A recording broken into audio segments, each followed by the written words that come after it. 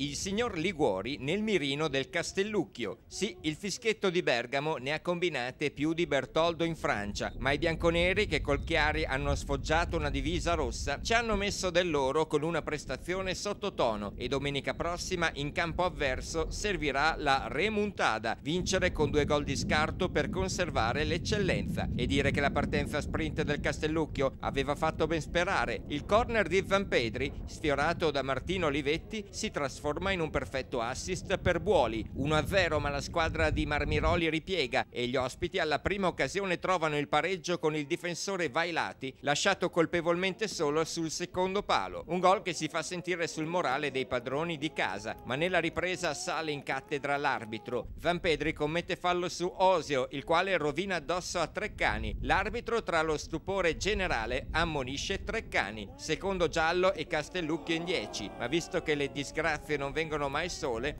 ecco che sul calcio di punizione susseguente Lanfredini anticipa tutti, anche il proprio portiere, e realizza una beffarda autorete. Nel finale il Castellucchio tenta l'assalto con le poche forze rimaste e ancor meno lucidità. L'arbitro sventola cartellini a destra e a manca per tentare di tenere in pugno la partita, ma non vede o sorvola su un fallo di mano in area e poi non punisce un intervento netto di Olivari su Morandini. Non sarebbe stato calcio di rigore, ma Liguori da Bergamo lascia incredibilmente proseguire. Nell'immediato dopo partita, all'imbocco degli spogliatoi nasce un parapiglia subito sedato. Domenica prossima sarà un'altra corrida. Il Castellucchio dovrà ripetere l'impresa dell'ottobre scorso, quando vinse per 2-0 in casa dei Clarensi.